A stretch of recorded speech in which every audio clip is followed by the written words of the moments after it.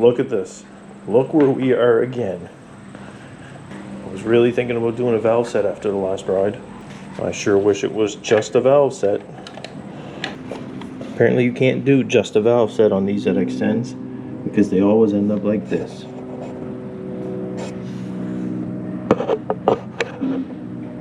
More broken retainers. 14,000 kilometers since the last time. Now, in the 10 world, everyone says that those retainers, you just replace them with the 3rd gen retainer and you're golden. They're a lot stronger, they're great. Well, that's what I did, but I think I've proven that that is not a catch-all answer. So last time around, this valve dropped. Now, this one was damn near ready to. I don't imagine you get 2 miracles when it comes to drop valves. Look at that. I'm sure had another valve dropped, that would have been the end of this engine. So we caught it in time. So we've got some more new retainers. And this time we're going to try to keep the cylinder head on, so I'm going to feed it a bunch of rope.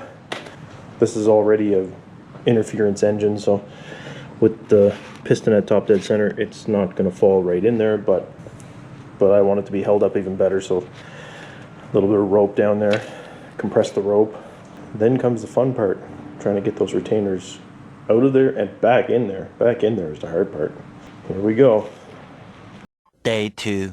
Alright, we've got rope down in there, and we've got the keepers on that valve removed. So let's see what we've got. The retainer's actually jammed itself into the spring because of how I had to remove it. This might take a second. So there's the worst of them. So let's get the spring now.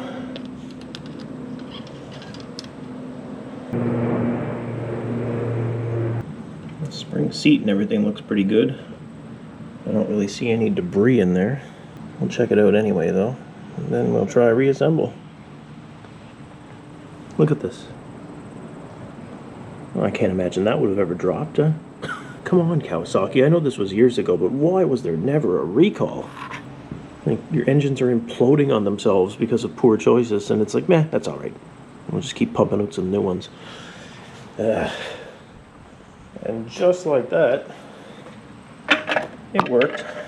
It actually worked so well that I'm getting ahead of myself here. I'm already moving on to get the next one before stopping to have a peek at this.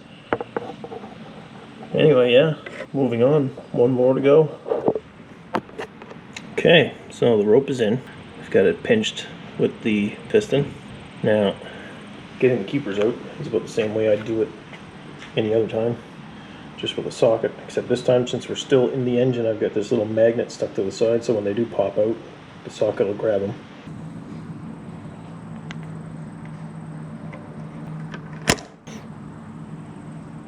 We've got one.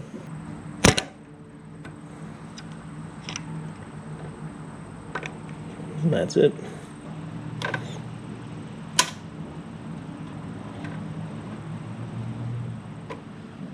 Now typically, getting them back in, use a valve spring compressor like this. I've got it all taken apart because I thought I was going to use just the end of it here, but there's really no need to. Basically all we're using is this 17mm socket. I've got an extension on it just to make it a little easier to push on with my hand, and some shop towel stuffed in the end of it. Here's the broken ones. This is a new one. We've already got the keepers down inside there. They'll sit right in there. You can drop them in and they'll hold. We're just going to sit this down on top of the spring and valve. This is going to go down on top of it. It'll press the retainer down over the valve, and the shop towel will hold the keepers from popping out of the retainer. And usually in a couple of tries you can get them to lock onto the valve pretty easily. Filming a kind of stressful situation here. Let's see how it goes.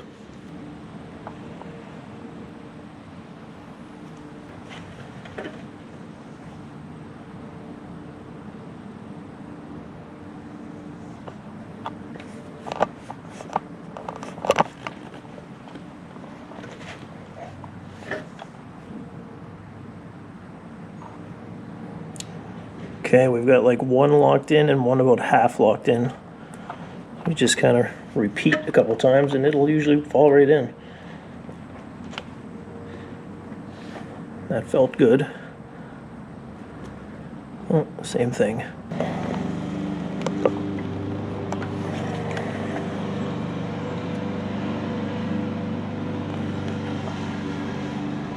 That's it.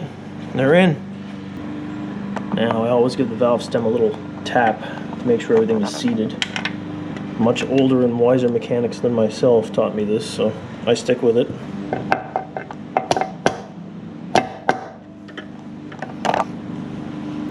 That looks good. Not a terribly difficult process, just incredibly annoying that it has to be done in the first place. So I bought about 50 feet of this nylon rope, but I'm only going to use about 8 inches of it. Oh well, it's still cheaper than a head gasket. Now I need to get the cams and everything back in there, and I basically need to run the valve check again on it because on those two valves anyway, the numbers could not be trusted. All right, back to work. Day 3. I don't even know where I left off with this thing, but here's where we're at now. The engine is buttoned up. We've got the world's longest valve set done. Had to wait for shims to come in, and then I still ended up having to run over to the dealership. I ended up ordering shims online because it was a long weekend and the dealer wasn't open to get them. And then by the time I was done, I still had to run over to the dealer today to get an extra one. Anyway, one piece at a time. Whenever we get a free minute here, we'll have it running again. Well, besides fairings and a seat, that's it. And we'll see if it fires right up or flies apart. One way or another, it'll be on camera.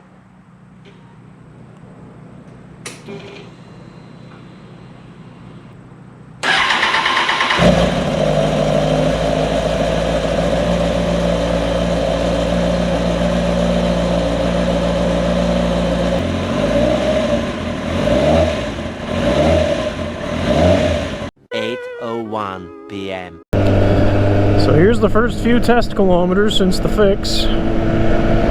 When I do a job like this, usually the first couple kilometers are without fairings, but feeling extra cocky today.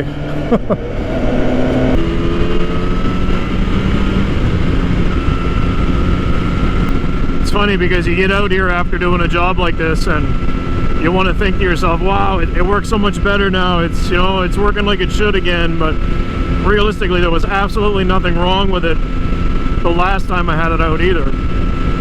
I mean, we had a few valves out of adjustment, but that's not exactly gonna make the bike run in any, you know, noticeably different.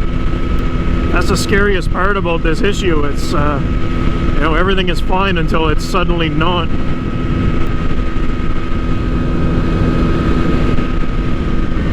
Thinking about heading out for a bit of a ride tomorrow, so figured I better get out here tonight and do a little shakedown run with this thing first. I don't expect any issues from it, but you know, if you have a coolant leak or an oil leak or something like that, I'd like to try spot it tonight ahead of time before I get too far from home. Well, the drive through town is as uneventful as ever.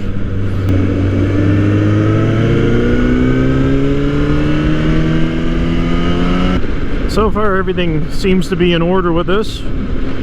Pulled over back there and had a quick peek at it and still don't see any leaks or anything. You know, it sucks because I really like this bike, but crap like this really tests my patience with it. You know, I've been talking about something different for the longest time now, like an H2SX, or also that new Suzuki, the 1000 GT really caught my eye too. That'd be really different. Maybe this is just another push in that direction. The used bike market kind of sucks right now. Unless you're selling, it seems like things are selling for above average prices. It almost looks like I could sell this thing for quite a bit more than I paid for it at this point. But, you know, our money's also worth nothing at this point, so there's that. But, you know, the VFR sold just the other day. It's gone. I don't think I mentioned that.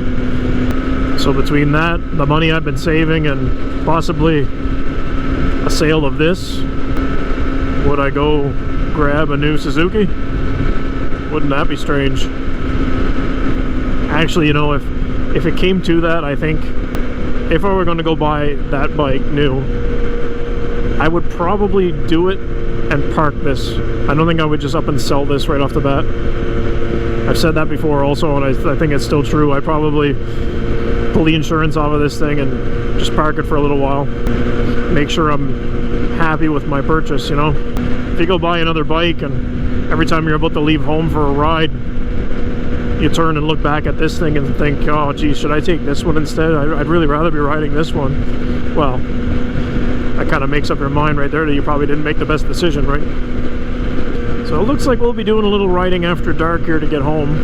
Haven't had a chance to get out and do that for a while. So I'll try navigate my way home through the dark, while also trying not to get too high following this guy. Jeez, you guys go down there and click buttons and type words to keep the YouTube overlords happy, and come back and check out the next one.